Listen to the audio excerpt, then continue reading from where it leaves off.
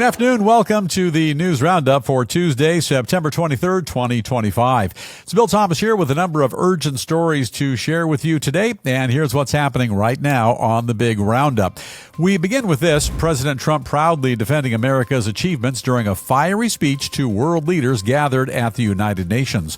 Also, the president canceling a critical White House meeting with top Democrats, and this as our nation barrels recklessly toward a possible government shutdown, and the U.S. Secret Service foiling a potentially devastating cell phone cyber attack aimed at destabilizing all of New York City.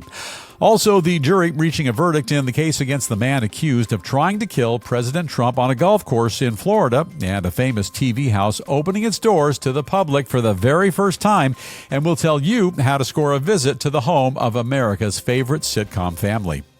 All this and more coming up right now on the Big Roundup. We have so much to get to today, and we begin here. President Donald Trump delivering a blistering speech earlier today before a gathering of world leaders at the United Nations. The president both boasting about our nation's accomplishments and criticizing the UN's unfulfilled potential at the same time.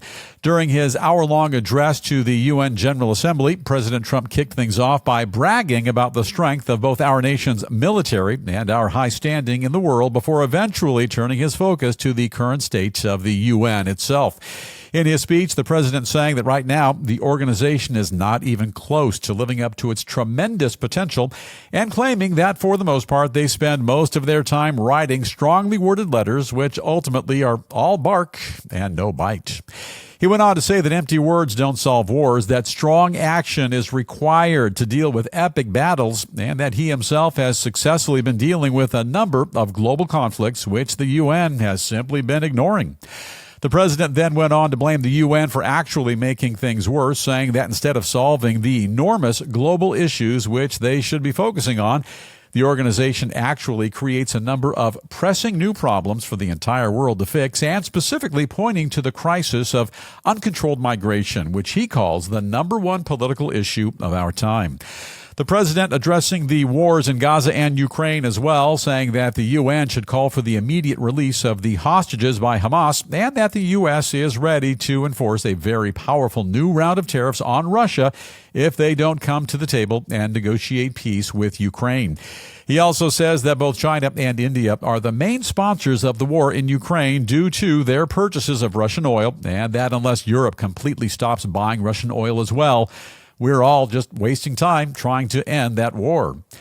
Final thought, and this is the News Roundup Lowdown. Here at the News Roundup, we've consulted with literally thousands of medical professionals from all over the planet, and the general consensus is as follows. When one pats oneself on the back over and over, the possibility of overextending your arm, causing a great discomfort and possible shoulder injury, becomes highly probable. In the president's defense, perhaps the U.S. does, in fact, have the strongest borders, military, and relationships all over the world. But a more humble global leader would allow his UN amigos to acknowledge the success of the U.S., as opposed to him coming off as a bit of a braggart. During his speech, Trump was clear. The U.S. is not solely responsible for bringing to an end Russia's war with Ukraine. And while his administration is doing all it can to defend Ukraine, Europe must simply do more. All European nations, China and India as well, they need to find alternative energy sources and quit doing business with Russia. You've got to quit Russia. Otherwise, they're merely subsidizing and enabling Vladimir Putin's war machine.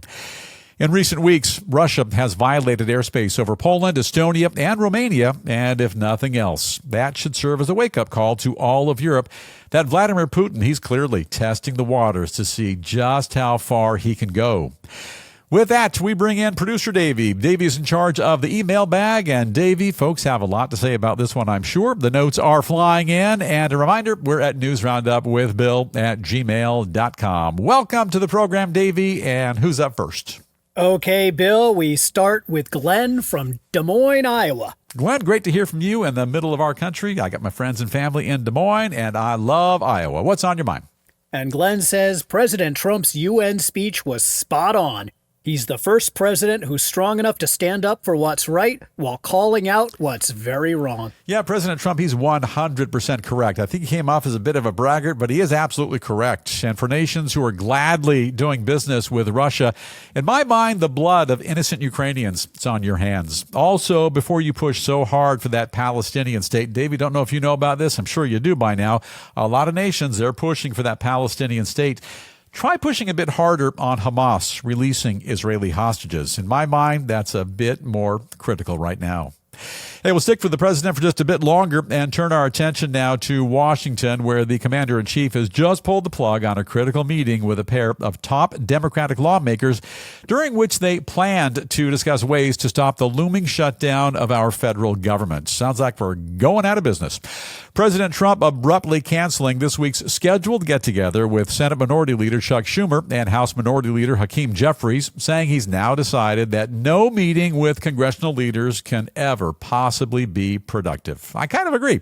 Goes on to say that Democrats now threatening to bring government operations to a complete halt unless Republicans agree to their demands, which includes an increase in federal funding for health care.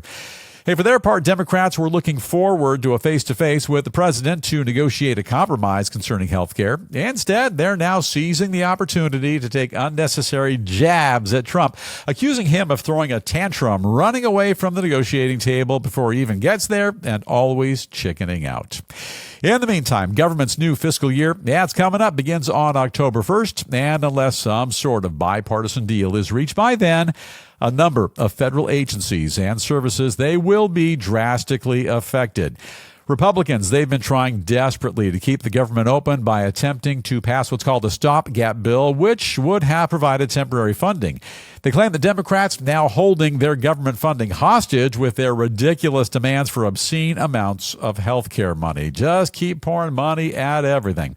Among their proposal, Democrats want to extend health insurance subsidies, which are set to expire at the end of this year, as well as reverse a number of the steep Medicaid cuts, and they were made as part of the president's tax cuts and spending package, which we all know about now. The president says that in the event of a shutdown, a number of essential services, including those which are provided for U.S. veterans, they will still be available. A final thought, and this is the News Roundup Lowdown. This is the bottom line. The last thing any of us wants to see is a big, giant, ugly neon sign hanging on the front door of the White House, which reads, "Sorry, we're closed. Please call again." That Democratic leaders in Congress would risk a government shutdown over health care funding is brutally short-sighted, clearly not in the best interest of keeping the government open, fully functional, and in a position to provide necessary services for each and every American. Posting nasty grams on X or any social media platform complaining that the president isn't giving Democrats everything they want, it's actually a great strategy for a 12-year-old school kid. But Jeffries and Schumer, these are supposed to be leaders, grown-ups, so act like it and get your job done. Also, there's no such thing as a, quote, Republican healthcare crisis that is devastating America. But nice try, Jeffries. I caught wind of that. I caught wind of that statement. He's simply trying to manipulate the narrative. Now, federalized healthcare, it's not the answer. Pouring more money into a broken system, which has been abused for decades, that's going to solve absolutely nothing. And by the way, this should serve as a reminder to everyone who is preparing to vote in next year's midterm elections. Vote for leaders who spend less time on social media taking swipes at the president, and make your highly valuable vote count by choosing leadership that wants what's best for the country. Now tell us what you're thinking, and we're at newsroundupwithbill@gmail.com. Davey to the email bag. This one's got me riled up just a bit, as you can tell. And what are our friends saying? Well, Bill, we start with Audrey in Auburn, Maine. Hello, Audrey. Audrey says the politicians in our country used to work together and do their best to solve problems. Yeah. Now they are the problem, Republicans and Democrats alike. Yeah, entirely possible, Republicans and Democrats alike. However, in this particular situation, the Democrats, they smell blood with health care funding. That's all they're thinking about. And shutting down the federal government because you have one particular issue that's really stuck in your craw, health care, that doesn't serve anybody's purpose. Come to the table, do what you can to keep the dialogue flowing forward in time. Do what they do in court, have a sidebar, and come back to the health care situation in time. Maybe not right now, but let's do all we can to keep the government funding and operational. Audrey, appreciate you checking in. And Davey, who's up next? Okay, Bill, here's one from John in Winchester, Virginia. Bring it on, John. He says, if you're not willing to talk about the issues, how do you expect to solve them? Well, look, Democrats are showing the country what they're really all about. We do want to solve issues. I don't think they do. All they keep saying is throwing more tax dollars into a failed healthcare system, which people have abused for far too long. Then they want to sucker voters into believing that without them in control, without them in charge, Hakeem Jeffries, for example, and Mr. Schumer, everyone's going to die. Listen, Amazon right now is doing amazing and affordable things with healthcare, online pharmacy, telemedicine, and a bunch more. And clearly, they haven't got a full system yet, but they're on the right path. Democrats in time, they'll probably try to shut Amazon down as well. Hey, look, big government isn't the answer. It's the question. And the answer is no. Back to the drawing board. Let's all get along and accomplish something. All right, we'll change things up just a bit now. Turn our focus to an alarming story coming out of New York City. And federal investigators, they've located and begun dismantling a massive hidden telecom network, which they say was designed to create absolute chaos throughout the entire city. The U.S. Secret Service saying that their discovery of the widespread telecom system among the most severe communications threats ever found on American soil. This is a big deal. And they're warning now that it could have crippled cell towers, jammed 911 calls, and completely blacked out all cell phone service for millions of people. They say they were investigating threats which targeted a number of senior government officials when they found a cache of more than 300 hidden servers, which are able to simultaneously generate mass phone calls and text messages, thus overwhelming local networks. Well, the Secret Service agent in charge of the investigation says the dangers presented by the setup cannot be overstated, pointing out that it had the capability to totally stop all cell communication throughout the entire city. Think about that for a second. That is massive. Goes on to say they're still working out all the details, but that so far, agents believe the system was assembled by foreign criminals who were using it to send encrypted messages to organized crime groups, also cartels and other terrorist organizations. You should know that agents say they found the servers scattered across a number of different locations. They also say they discovered more than 100,000 active cell phone SIM cards, which were being used as part of the plot. David, I don't know how dialed in you are to cell phones, but I thought SIM cards were kind of a thing of the past. Haven't they done away with that, or do you know? Yeah, I think they're in the process of getting rid of those, Bill. I'm not sure exactly how it works, and I'm not sure how those 100,000 SIM cards were working, but apparently they were active numbers. Yeah, absolutely. I think the SIM cards are a thing of the past, but they're still being used, and unfortunately for nefarious purposes. They say the setup was capable of sending up to 30 million text messages a minute, that it could have led to a blackout similar to the one that happened on 9/11, and that it's unwise to think that there aren't similar networks currently being assembled by bad actors throughout the entire country. Final thought, and this is the News Roundup Lowdown. You know, threats now come in a variety of shapes and sizes, and as threats go, this one could have had epic consequences.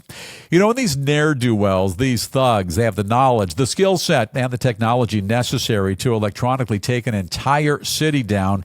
You know, got to graduate that thought process just a bit. They most likely have the ability to do a great deal more. Had these digital criminals succeeded in their goal, they could have brought New York City to its knees. And anytime our 911 emergency communications infrastructure is potentially compromised, you know, the results could be just catastrophic. Now, fortunately, the threat was discovered in plenty of time. The city is safe. And for now, it's business as usual. But if nothing else, this should serve as an enormous wake-up call to each and every one of us. Moving forward, all technologies in place which serve to safeguard our cities, our states, our entire country, they need to be fortified, well protected, and secured at all cost. Additionally, any person or group responsible for attempting to breach these systems, they must be rapidly brought to justice, and the penalties doled out, they've got to be severe. Drop us a note now while your cell phone and your email still works. All your thoughts and comments greatly appreciated. And you'll find us at newsroundupwithbill@gmail.com. Davey, tell me email is still online and still working, yes? Everything's up and running so far, Bill. Beautiful. Who's up first? Here's Ed in Youngstown, Ohio. I know Youngstown very well. I think that's a baseball town. Is that right? Well, I don't know how much of a baseball town it is, but I'm sure they play baseball there. Very good, Youngstown. Ed, what's on your mind? Ed says, for far too long, we've allowed foreign agents to infiltrate our society and wreak havoc with our way of life. Yep. This network is all the proof we need, and it's time to go on the offensive. Yeah, and instead of being on the offense, right now we were on the defense. Unfortunately, Secret Service agents, they got the tips. They were on the job. They were on it very rapidly. I imagine they were working with local law enforcement as well. And fortunately, they caught this one before the damage was done. So perhaps you're right to go on the offense, but more important, at least in this particular case, to be on the defense. I appreciate you checking in. And Davey, who's up next? Here's one from Millie in Savannah, Georgia, Bill. Hiya, Millie. Millie says, this is scary. We were seconds away from disaster, and we got lucky this time. But what about next time? Yeah, it almost sounds like a major motion picture. It's really just troublesome to know that someone or some group, they've got enough knowledge to potentially inflict chaos on a city as enormous as New York. The fact that our 911 system could be compromised, hacked, somehow manipulated, it's got me personally, Davey, enormously concerned, and this should be terribly bothersome to you as well. Really take this in and understand the full impact of what just happened. All right, now some additional headlines that we are keeping a very close watch on here in the News Roundup newsroom. Ryan Ruth, you know that name. He's the 59-year-old man accused of trying to kill President Trump on a Florida golf course last September. Just been found guilty on all charges, including attempted assassination. The jury taking less than 3 hours to reach their decision, and the convict trying to stab himself in the neck with a pen following the verdict. Sentencing scheduled for sometime in December, and Ruth now facing life behind bars. We'll turn now to some breaking news coming out of the tech world, and in a surprising reversal, Google now offering to reinstate any YouTube account which was previously banned for violating their former political speech guidelines. The company also admitting that they once faced significant pressure from the Biden administration to remove content associated with COVID-19. And some political news to share with you. Former Vice President Kamala Harris continues her scorched earth policy against her previous boss, saying she believes that then President Biden made an enormous mistake by not inviting Tesla CEO Elon Musk to a prestigious White House event, which was held all to promote electric vehicles back in 2021. Harris now admitting that not inviting the EV industry's biggest player to the party doesn't make any sense, and saying that in the end, Musk never forgave them for it. You know what Kamala Harris ought to do, Davey? You know what she ought to do? What should she do, Bill? She ought to take a page out of the Dan Quayle playbook. When was the last time you heard from Dan Quayle? It's been decades, Bill. It's been a long time. He drifted off into the sunset. He served his country. He was a fine vice president. His job is done. She served her country. I'm not going to say she was a fine vice president. She served her country. Her time is done. She ought to kind of step aside now. And turning now to the world of business and a quick glance at a number of developing stories which are making headlines today in finance, commerce, trade, and more. President Trump announcing that Uzbekistan Airways has just signed a massive $8 billion deal to buy up to 22 Boeing 787 Dreamliners from the U.S. aircraft manufacturer. Those are beautiful aircraft, saying the deal will support nearly 35,000 American jobs. Some additional airline-related news to share with you, and unfortunately, bankrupt budget carrier Spirit Airlines says they're planning to lay off nearly one-third of their flight attendants as the struggling company continues to cut flights and reduce expenses in a drastic attempt to stay in business. Cut the flight attendants, but please keep the pilots, please. And move now from the skies to the ocean. A Seattle seafood distributor now recalling more than 150,000 pounds of additional shrimp due to possible radioactive contamination. I like shrimp, but I don't like radioactive shrimp. Those shrimp were sold at a variety of Kroger grocery stores throughout the U.S. Additionally, Costco recalling more than 3,000 pounds of store-brand ahi tuna due to the possibility of a bacterial infection called Listeria. I've heard of that one. And right now, it is time once again for the lighter side of news, where we bust out a few entertaining stories, guaranteed to perk your ears and maybe even make your toes wiggle. And we'll kick things off today by taking a luxury pleasure cruise along the Italian Riviera on a legendary filmmaker's $250 million super yacht, along with several high-profile American luminaries. Former President Barack Obama and his Mrs. Michelle joining Oscar winner Steven Spielberg and his spouse, actress Kate Capshaw, for a sun-soaked vacation aboard the Jaws director's extravagant boat.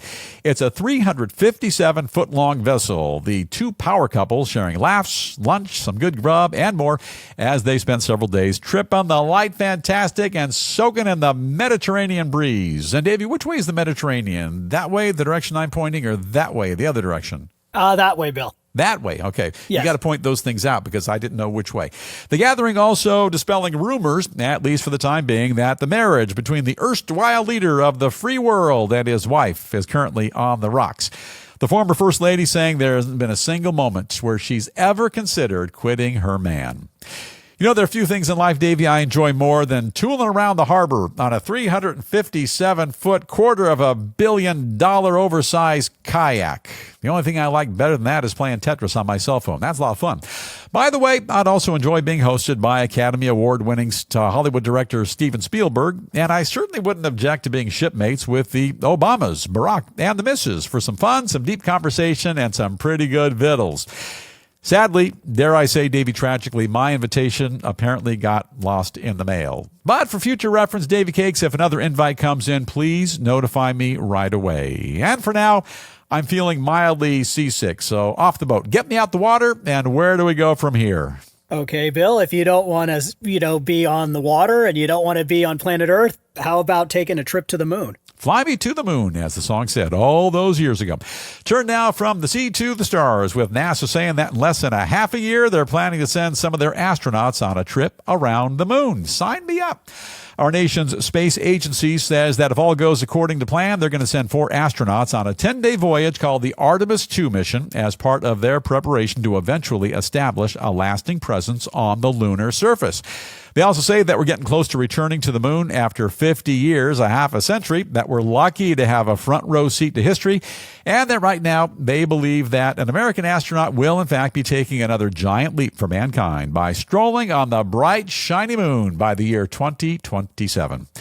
You know, Davey, the moon is kind of like McDonald's. I don't object to McDonald's, but I've already been there. And next time I'm thirsting for vittles and milkshakes, I'd like to kind of go somewhere new.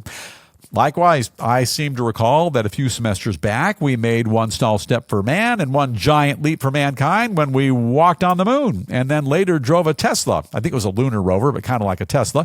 We drove that lunar rover on the big rock. So maybe we ought to go to one of the other planets now. There are other planets. And I'm going to push for Saturn, or maybe, what's the Disney planet? What's the name of that one, David? Do you remember? Would that be Pluto, Bill? Yeah, Pluto, the Disney planet. They both look like they'd be kind of fun, and they don't appear to be a great deal farther than the moon. So simply pack some extra sandwiches for the astronauts, some extra Tang as well, and let's do some outer space off-roading. Now then, Davey, if you're a diehard Brady Bunch fan, and I am, producer Davey tells me he's got some far-out groovy news to share with us. And Davey, don't tell me they're reuniting from another one of those goofy Brady variety shows. No, Bill, I think this is even better.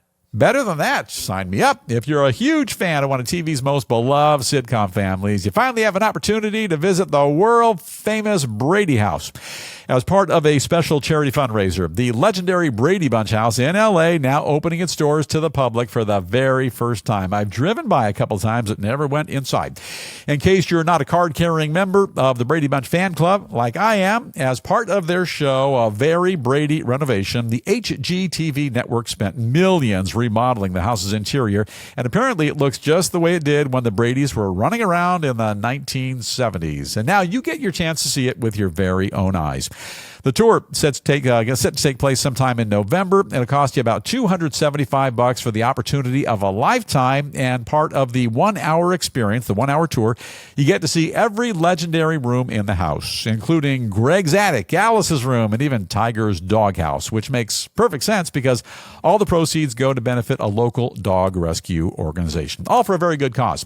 Now, for a diehard Brady fan, this would be $275 well spent, and I would do absolutely anything for a chance to spend some time in Brady heaven.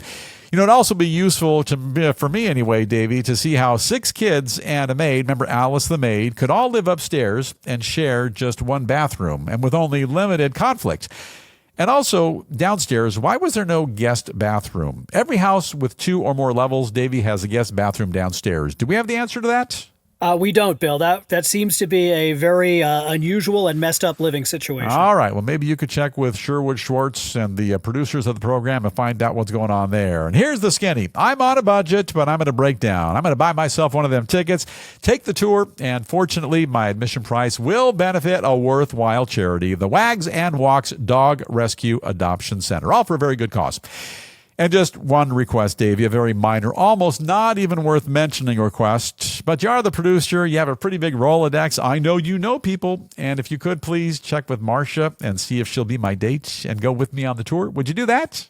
Bill, you deserve that, and I will look into it. And there's also one more tiny thing. Could you see if she would pay her own way? Because an extra $275. Davey, I'm not rich, right? Well, Bill, you're on your way.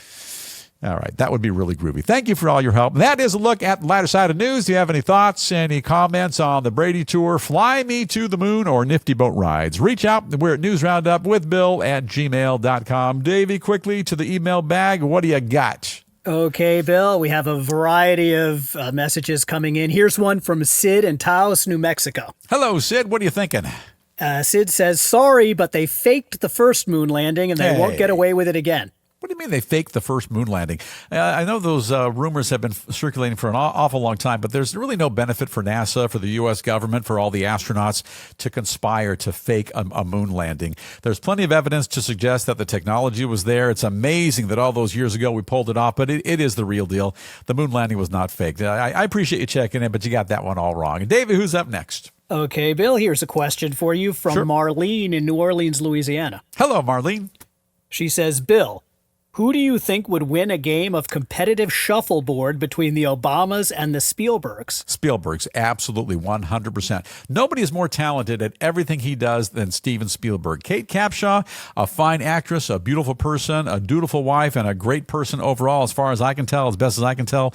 The Obamas are more like politicians. It's a different kind of world. Shuffleboard, I take very seriously. I take shuffleboard, Davey, almost as seriously as I take Tetris. I know a great deal about both sporting events.